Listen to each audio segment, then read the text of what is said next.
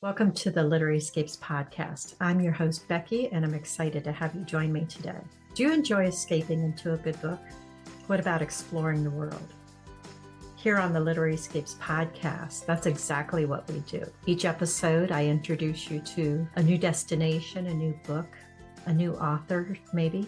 So join me and see where we're escaping to today. Welcome to the episode.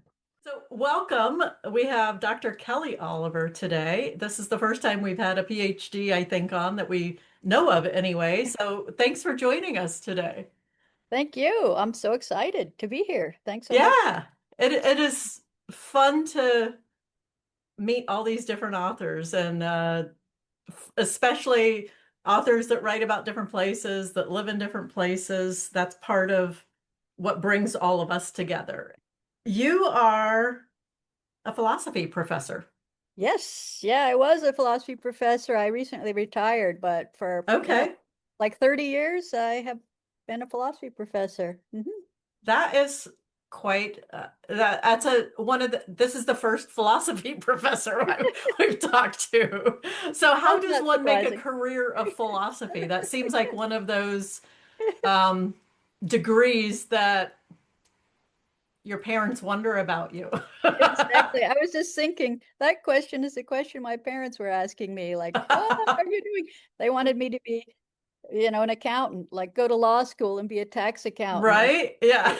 I went to grad school in philosophy. And yeah, then I mean, really, the only thing you can do is teach, which I wanted to do anyway. I wanted to be Okay. either a teacher or a spy. So philosophy, I got to kind of combine the detective work uh, and teaching. Only instead of, trying to find the dead bodies, I was trying to find the meaning of life, I guess. Um, I that's love a, that. a bigger detective project. But yeah, it's really, I enjoyed it a lot. I don't know, philosophy. It was, I guess, how I got into philosophy when I was in high school, going to college. All the counselors were like, oh, you got to study something you enjoy. And so I didn't know what I enjoyed. I liked school, but I didn't like any of the subjects. And I had Yeah. this wacky biology teacher that was taking philosophy night classes. And he would tell me about these classes where they'd ask, is this chair real? And how do we know all of our experience isn't a dream? And I was like, oh, wow, that sounds so cool. So uh, I decided that even though I didn't like any of the subjects, I must like thinking. That's what I must like about school, and that's what philosophy was. So I actually went to college declaring a philosophy and accounting double major. I didn't even know what philosophy was, at that point. Oh, And that's the funny. accounting was for my parents. That lasted like one semester, and I was like, oh my God, no, this is not for me. Yeah, on that I did. Absolutely. So then, how did you go from philosophy professor to author? Yeah, well, I wrote a lot as a philosophy professor, but nonfiction and scholarly stuff on lots of topics that actually start informing my novels. A lot of women's issues, feminist philosophy, animal philosophy, social issues, justice, all kinds of stuff. So I had been writing, and publishing a lot of books. That's how you survive, publish or Right. perish. You got to publish, especially to get to somewhere like Vanderbilt, which is where I ended up. You got to publish a lot. So I was used to writing and I loved writing. And I guess about 10 years ago, I had a sabbatical.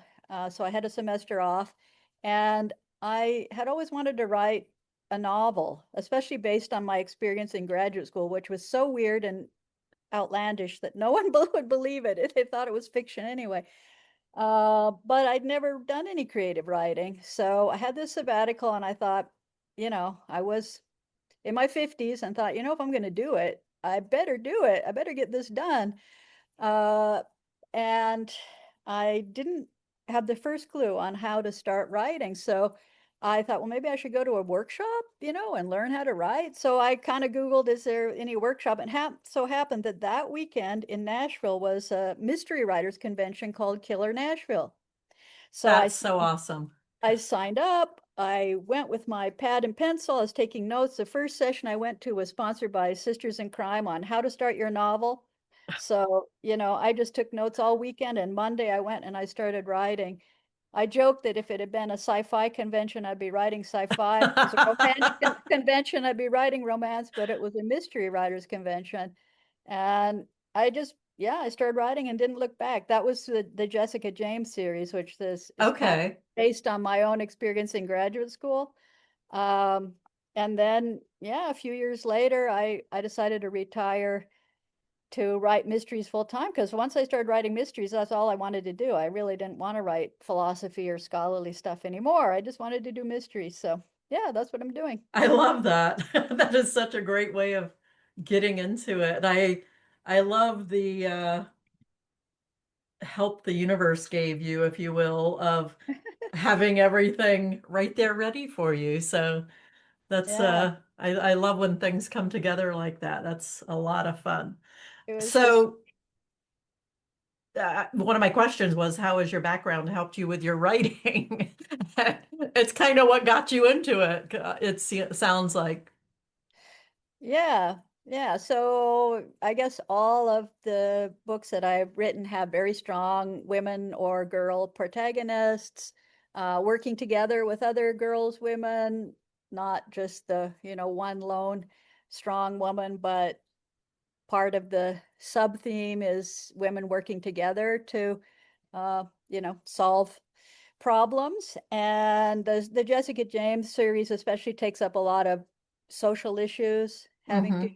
human trafficking and even IVF, in vitro fertilization, like a lot Wow. of social issues, women's social issues. And then the book that you read in the Fiona Figg series, I my project there, I guess, my grand project, if I can say that, is a kind of feminist reclamation project where taking women who have been relegated to the dustbin of history, or that have women who have done important things that maybe we haven't heard of, or women who have been maligned by history. Like one of the books, um, Villainy in Vienna, has Mata Hari in it, that Margarita Zelle is her name. And from what I've read, different biographies of her, she was unjustly accused of espionage and executed. So she's the main character there. And then, Gertrude Bell in Cobert and Cairo. I mean, we have heard of, well, a lot of people have heard of Gertrude Bell because there was not too long ago a film about her. But yeah, just taking these women Okay. who did really important things that maybe we haven't heard of, and putting them in the spotlight next to Fiona and all her crazy antics. So that's kind of how I even decide on the location where to set the Fiona Figg, um, novels. Is I look for, in that time period, where are there interesting women? Where is there a woman who's doing really important things that I've never heard of, or that I can bring into this story, and So then how find do you find these women? uh, I just start by Googling to find out who's where, when, and Okay. an interesting location, an interesting woman, real life woman character. And then I have to do, obviously, a much deeper dive. And then I just get a bunch of books, and read them. History books, biographies, um, anything I can find. If the women themselves have written, all the better. Then, you get a sense of their own voice. But a lot of these women didn't. That, they've been written about, and maybe more recently, people are starting to, like, for example, another character in The Villainy in Vienna is Mileva Einstein. So Albert Einstein's first wife, who was formative in she was actually a co-author on his first publications, but they didn't put her name on them because they Of course thought, not. they're going to publish a woman. And she was the one doing all his math problems, because apparently he wasn't great at math. And, when he developed the theory of relativity, it was early on when she was basically his collaborator. And in the end, I mean, he started having an affair and they got a divorce, but he did give her the money from the Nobel Prize, maybe as an acknowledgement Right, that right. of her importance. Um, but I guess people like that have been undervalued, and scholars have, they've started to realize her importance, just as an example. So, So, finding people like that and then digging into what's been written about them. And so I yeah, wonder, was Albert Einstein the genius or was his wife? I know, that's right. Hmm. Definitely, he probably wouldn't have been, Albert Einstein if it hadn't been for her. I'm thinking there's probably a lot of history like that. Lots of fodder for your books, if you will. So Hmm. yeah, Yeah. interesting. I love that. I love and there's a lot of World War II books that kind of do that same thing where they highlight women who did things but never got credit. And I love that. I think that it's so interesting to hear about these people and the crazy, interesting, amazing things that they've done, but we've never heard of them. And I love that. So I that's, love that too. Yeah. I yeah, love those kinds of historical, yeah, the yeah, Alice Network kind of things. Yeah, I love that. that's really cool. So your books, especially the Fiona Figs, they travel. And so are you a traveler? We talked Uh, about this a little bit off well, camera, so yeah, I used to be a traveler before COVID. As I was telling you, Becky, especially for work, I would travel about once a month to different, mostly philosophy conferences, and go to these different locations, and I loved traveling. And then all of a sudden, I couldn't travel because of COVID, and in fact, the covert in Cairo is the first Fiona that I wrote about a place that I'd never been, because I wrote it during COVID and I couldn't go anywhere. And so I was like, where have I always wanted to go? And this was was to me such an interesting location. And we Mhm. had the Gertrude Bell character and I learned about feminists in Egypt at the time. So that was also interesting to learn that there was a very strong feminist movement, early That is interesting. in the 20th century, in the turn of the century in Egypt. So yeah, that was uh, my first kind of in a way, stepping out of the comfort zone of not Sure. having been to this place and writing about it and just having to do a lot of research and then use my imagination. And here it really became important for me to read travel logs of the Mhm. time period, people describing what it was like to In be that time, travel, yeah. right, including the smells and the food. Right. Yeah, so because you don't get that tactility, I guess, in your own viewpoint and your own perspective and lens on a place, that you haven't been. So up until Right. that point, I had been to, Vienna and Paris and London, play other places that Fiona goes. So this was a turning point actually for the series, because then I did write others like um, Murder in Moscow. I've never been to Moscow, another place I would love to go. Okay. Um, so Fiona, Interesting. yeah, Yeah. has gone places that I've never been now. Nice. I like it's interesting how different authors do their research and how because even without having been there, I think because you have traveled so much and because you'd written books set in other places, you knew what to look for in your research. You knew to look for the sights, the sounds, the smells, and all of that to make it feel like a real experience. So, Yeah, yeah, I guess I'm mostly looking for people describing their experience, more yeah, than like the history. You can learn the facts and the history, but as a novelist, you really want the experiential, what yeah, is you want to be immersed as a there. reader, you want to be immersed in the setting. And you Yeah, can't do that if none of the sensory stuff is there. So, right. Yeah. yeah, I like that. I did want to mention that, when you're writing historical, uh, you can't go there. There's a sense in which, yeah, okay, you can go to Cairo or London or Vienna, but you can't go to 1914 and Right. so much has changed so much. So when you're writing historical, any author has to do research to try to go back in time through their imagination. So there's a sense in which, it's impossible to travel Absolutely. to these places in the way they were. Yeah.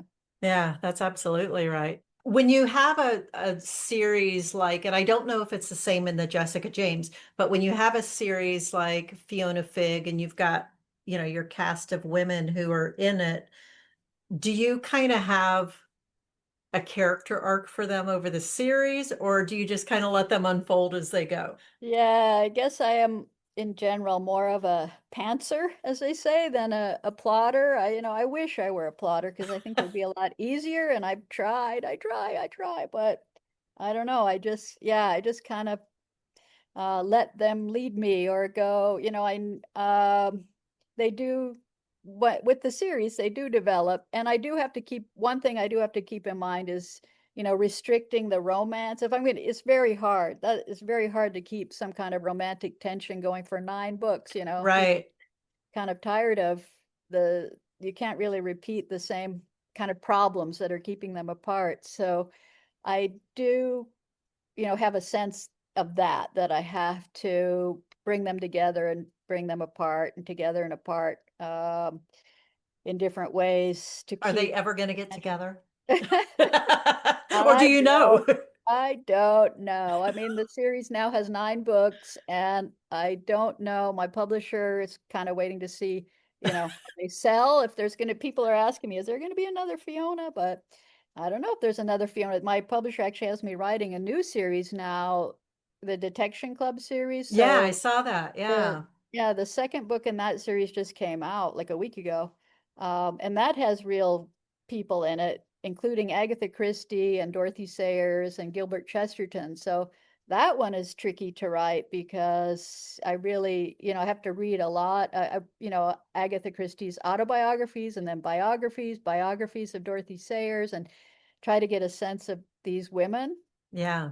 and try to do some justice to creating characters. And also, they're such beloved characters, people that you Right. have to be careful there. Well, yeah, Uh, because I think readers, for some of them anyway, readers probably feel like they know them. yeah. Like Agatha Christie, so many people have read Agatha Christie that they might feel like they know her. And so there's that you get to deal with. Yeah, but it's also fun because at least when before I started writing this series, I, I, like everyone, had read Agatha Christie, had watched the adaptations, every adaptation of the Agatha Christie, and had a sense mostly of the photographs as her looking like this matronly woman, right? But when I'm reading about her and reading her autobiography, no, she was so adventurous. She went surfing in Hawaii with her first husband. She traveled on the British exploratory expedition that they were uh, gathering exhibits for that year the World's Fair in London, and she went to all these remote locations in all of Wow. the British Empire. And then she went after her husband cheated on her and she got a divorce. She went by herself on this trip to the Middle East on the Orient Express. And then she met her second husband, Max Malawan, and she went to with him on the expeditions. But she wrote, if you haven't read, I just was reading these for my research, but she has an autobiography called Come Tell Us How You Live, which is all about her experiences on the digs in which is Syria and Iraq and Turkey. And oh my gosh, she lived in, I mean, she slept on the ground. She lived in these places that had like where mice were running over during the night. And she had like a lean-to for where she kept her typewriter and did her writing in this little hut. And I mean, all of these things that she was the only woman out there most of the Yeah. time. I mean, just you don't, I didn't anyway think of her as this great adventurous. Adventurer. She Yeah. really did things that most women would not, would be like, no way. And in fact, there's a passage in her her autobiography that she wrote a second autobiography where she talks about when Max, her second husband, fell in love with her was because she was just visiting her friends on this dig, and he was the assistant to Leonard Woolley. So they assigned him to kind of take care of her, guess, because really they were busy. And so because he was this young assistant, he had to take care of her and show her around. And at one point he took her out to show her some other dig, and they got stuck and their car wouldn't start and they're out in the middle of nowhere. And she just laid down next to the car in the shade and took a nap. And according to her autobiography, that's when he decided, I got to marry She's this the girl, girl. yeah. Yeah, because she didn't complain. She didn't blame him. She just is like, all right, I'm lays on the good. I'm gonna ground. take a nap. Just, Let me know when we're good. yeah, just lays on the ground next in the desert next to the car and whatever and takes a nap. So That's yeah. so funny. I love that. That's a good way to meet your spouse, I suppose, huh? Well, it seems like a good enough criteria, It seems like she was such a good sport, she just it was, they had a lot of hardships and she had sometimes the food didn't agree with her and it was really hot sometimes or really cold or then a windstorm. They got stuck a lot in this car on this lorry and yeah, she just went with the flow, she just the rats, the bugs, she Oof, just went along with it. that's so crazy. How many series do you write simultaneously? I don't write them exactly simultaneously. I do have four series. I think I was writing the kids series at the same time as I was writing some of the Jessica James series.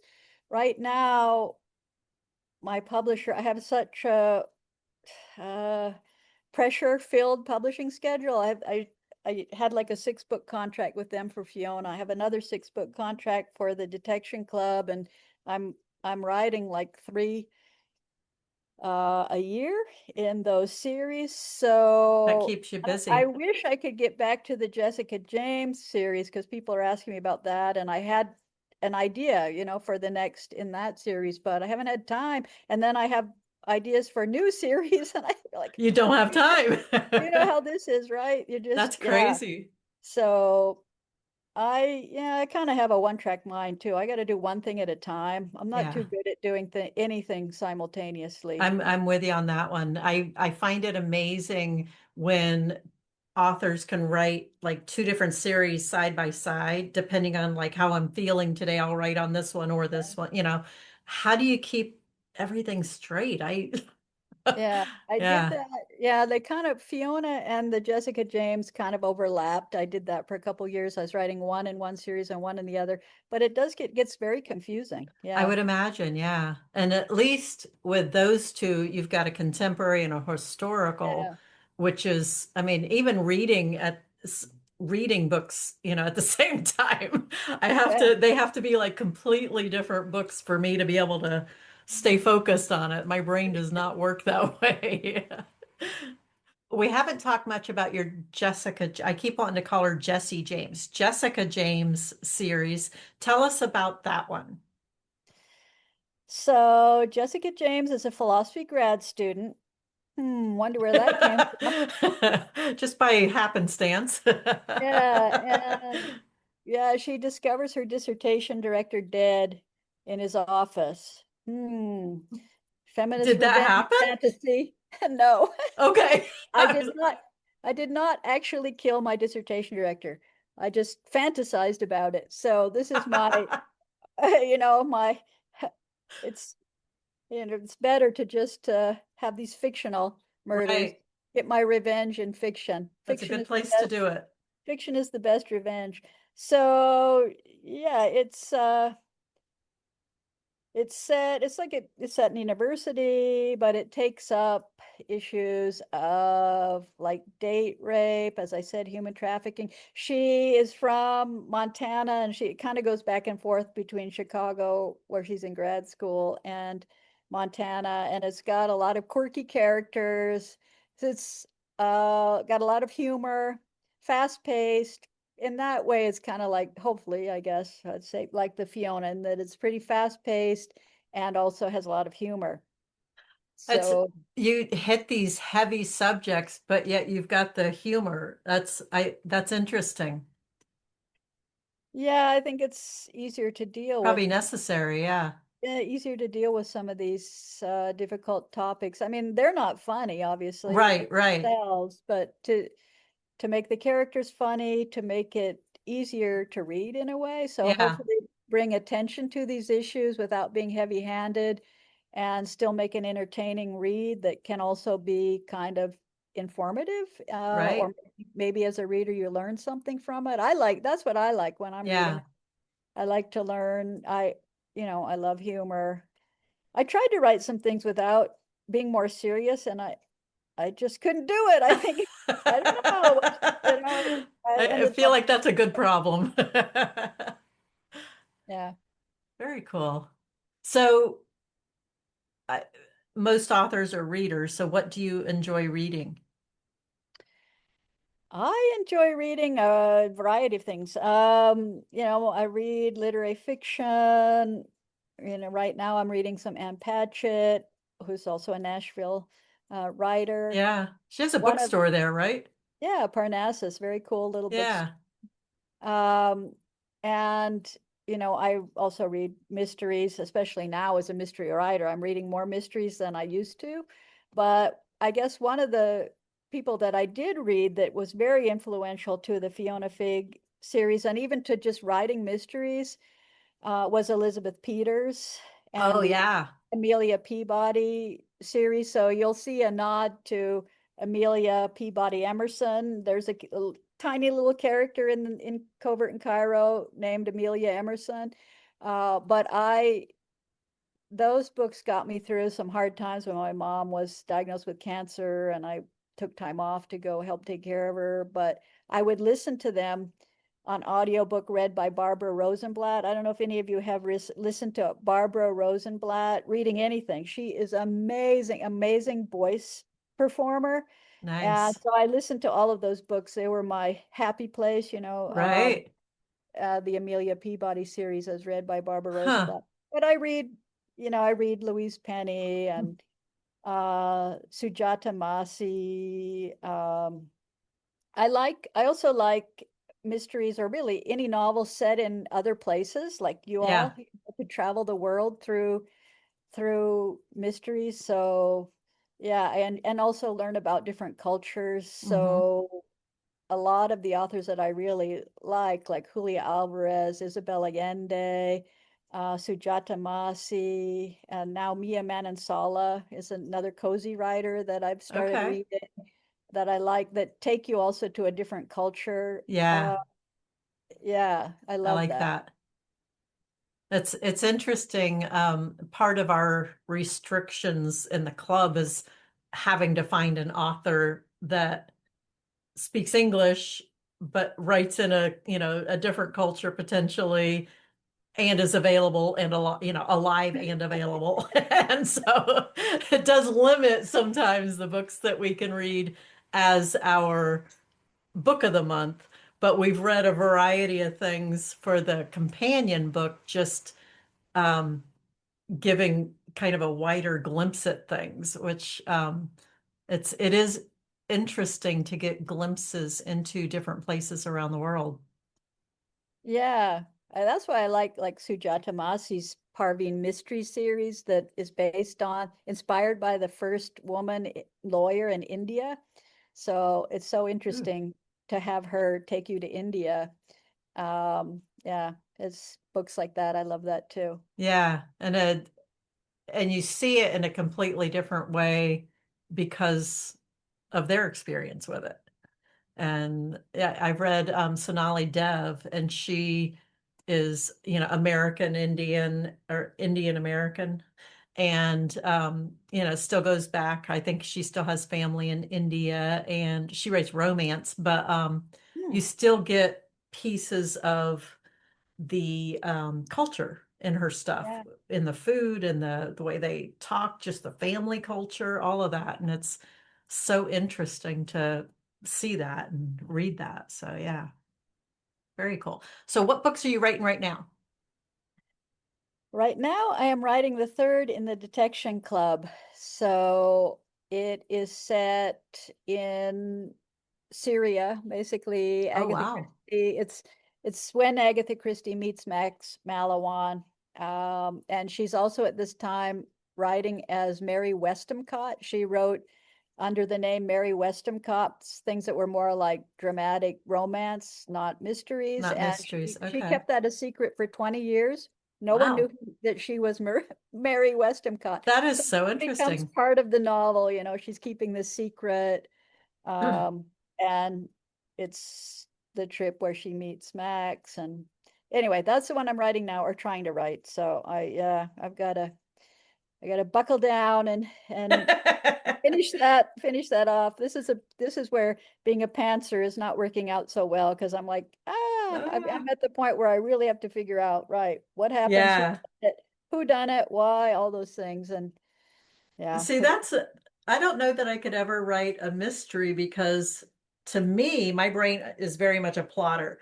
And to me, it feels like I would have to know going in who the murderer was yeah, and then figure out all the other things. And it doesn't work like that, but I wish it did. I know.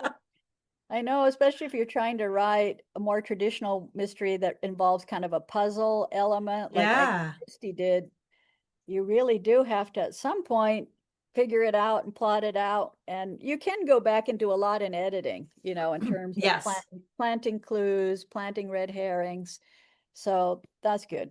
Yeah, we've talked to authors before where they kind of get to a certain point where they kind of have a feel for the characters and the storyline, and then they'll plot the rest of it so that they kind of know where the murder is going in the mystery Yeah. piece of it. So, yeah, I guess there's all kinds of ways to do it, but whew, Yeah. It's helped me to, when I first started, I thought, okay, I've got to write a novel from beginning to end and write it. And it has to be a whole. But now I think of it more as layering. So uh, yeah, I write it and then I go back and I can add, I even make notes to myself, add description of the cathedral or whatever. right, right. So I can go back and just put layers, layers, layers, and Yeah, go back and plant clues because it's true. You get 3/4 through and you think, aha, this would be a great yeah. red herring, but you haven't foreshadowed You it didn't put or anything put the back there. clues, Yeah, or so you got to go back and add it in. So for yeah, me, it's good to remind myself that I can go back, that it is a layered process, and that I can go back and change. That's it. Kind of the miracle of fiction is just one line can change the entire world that you've developed. So yeah.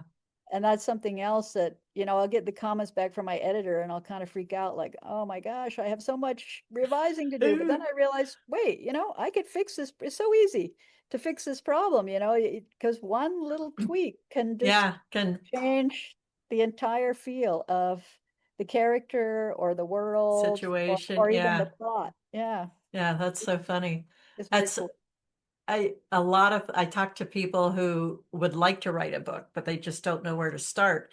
And I feel like, when you read a book, it's who knows how many times it's been edited and that they're seeing the final product.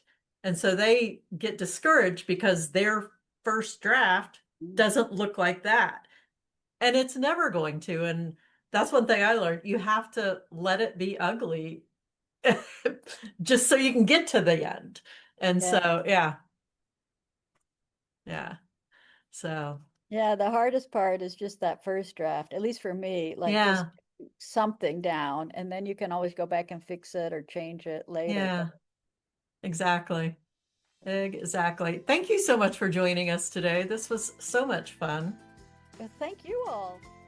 Thanks for joining me today on the Literary Escapes podcast. If you enjoy reading your way around the world like I do, I'd like to extend an invitation for you to join me in the Literary Escapes Book Club. Each month, I offer up a new destination, 2 books that we'll read together, and then the author will join us of one of the books. So if that is something that sounds exciting to you and you'd like to be in a community that reads together, then check out the show notes. I'll have a link in there for the Literary Escapes Book Club. Until I see you again, have a great week, and I will talk to you again soon. Happy reading.